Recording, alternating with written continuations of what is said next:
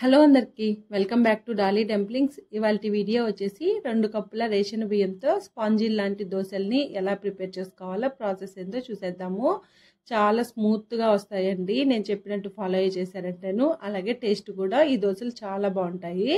ఇప్పుడు ఈ దోశల్ని వేసుకోవడానికి పిండిని ఎలా ప్రిపేర్ చేసుకోవాలో ప్రాసెస్ చూసేద్దాము. దీనికోసం ముందుగా ఒక బౌల్ని తీసుకొని ఇందులో 2 కప్పుల రేషన్ బియ్యాన్ని తీసుకోవాలండి. ఇప్పుడు ఈ కప్పుతో అరకప్పు మినపప్పుని వేసుకోవాలి.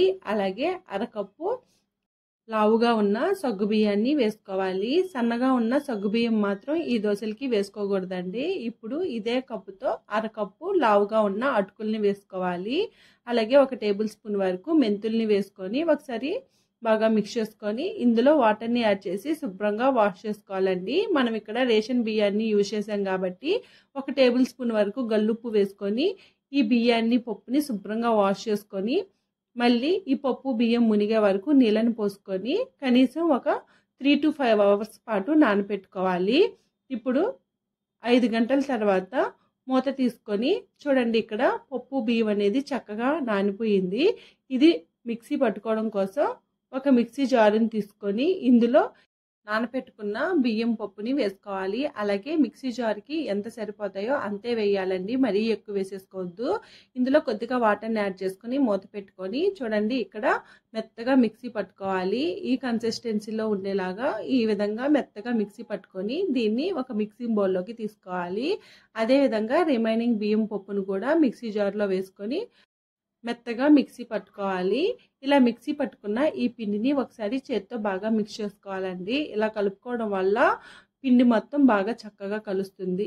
ఇలా కలుపుకున్న తర్వాత మూత పెట్టుకొని ఓవర్ నైట్ అలాగే వదిలేయాలండి. పిండి పులిస్తేనే దోశలకి బాగుంటుంది.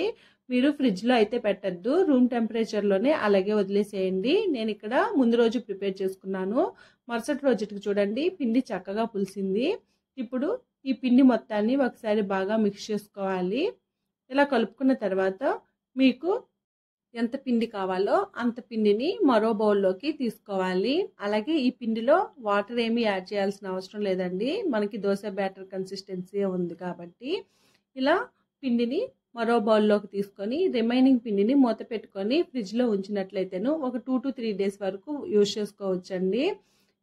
ఇప్పుడు ఈ పిండిలో ఒక 1/2 టేబుల్ స్పూన్ వరకు సాల్ట్ని వేసుకోవాలి.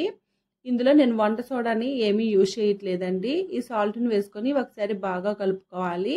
మనం పిండిని పుల్లబెట్టుకున్నాం కాబట్టి వంట సోడా వేయకపోయినా కానీ దోశలు అనేది సాఫ్ట్గానే వస్తాయి. మీకు కావాలంటే ఒక 1/4 టేబుల్ స్పూన్ వరకు వంట సోడాని కూడా యూజ్ చేసుకోవచ్చండి, నేనైతే వేయట్లేదు. ఇప్పుడు ఈ పిండిని పక్క పెట్టేసుకొని దోశలు వేసుకోవడం కోసం స్టవ్ ఆన్ చేసుకొని ప్యాన్ని పెట్టుకోవాలి. ఈ దోశ ప్యాను బాగా వేడిగా అయిన తర్వాత ఒకసారి పిండి మొత్తాన్ని బాగా కలుపుకొని ఒక గంటి పిండిని తీసుకొని నేను ఇక్కడ వీడియో క్లిప్లో చూపించే విధంగా దోశల్లాగా స్ప్రెడ్ చేసుకోవాలి. ఈ దోశలు నేను ఇక్కడ కాస్త మందంగానే వేస్తున్నానండి, మీకు కావాలంటే పలచగా కూడా వేసుకోవచ్చు. ఇప్పుడు ఈ దోశని ఒకవైపు కాలిన తర్వాత మరోవైపుకి తిప్పుకొని కాల్చుకోవాలి. ఇందులో మీరు ఆయిల్ యూజ్ చేయకపోయినా కానీ దోశలు అయితే వస్తాయి. ఆయిల్కి బదులు నెయ్యిని కూడా యూజ్ చేసుకోవచ్చండి. నేనైతే ఆయిల్ని యూజ్ చేసి దోశల్ని వేశాను. అదేవిధంగా రిమైనింగ్ పిండితో కూడా మీకు ఎన్ని దోశలు కావాలో అన్ని దోశల్ని వేసుకోవాలి. ఇక్కడ ఈ దోశల మీద ఇంకా సన్నగా కట్ చేసుకున్న కొత్తిమీర, ఆనియన్, క్యారెట్ అలాగే పచ్చిమిర్చి ముక్కలను వేసుకొని కూడా సెట్ దోశల్లాగా కూడా వేసుకోవచ్చండి. చూడండి, 2 వైపులా ఎర్రగా కాల్చుకొని పక్క తీసుకోవాలి. అంతేనండి, సాఫ్ట్గా ఉండే దోశలు రెడీ అయిపోయాయి. చూడండి, ఇక్కడ వీడియో క్లిప్లో కూడా దోశలు ఎంత సాఫ్ట్గా ఉన్నాయో, అలాగే ఇవి గంటల కొద్దీ సాఫ్ట్గానే ఉంటాయండి. చూసారు కదా, రేషన్ బియ్యంతో సాఫ్ట్గా ఉండే దోశల్ని ఎలా ప్రిపేర్ చేసుకోవాలో. నేనైతే ఇక్కడ కారంతో సర్వ్ చేసుకుంటున్నానండి. మీకు నచ్చిన చట్నీతో కానీ సాంబార్తో కానీ సర్వ్ చేసుకోండి. చూసారు కదా, సాఫ్ట్గా ఉండే దోశల్ని ఎలా ప్రిపేర్ చేసుకోవాలో ప్రాసెస్ ఏందో. ఈ వీడియో మీకు నచ్చితే లైక్ చేయండి, షేర్ చేయండి. అలాగే ఈ రెసిపీ మీరు ట్రై చేస్తే మీకు ఎలా కుదిరిందో కామెంట్ చేసేయండి. మరిన్ని రెసిపీస్ కోసం మన ఛానల్ని సబ్స్క్రైబ్ చేసుకొని నోటిఫికేషన్ సింబల్ని ఆన్ చేయండి. Thank you for watching.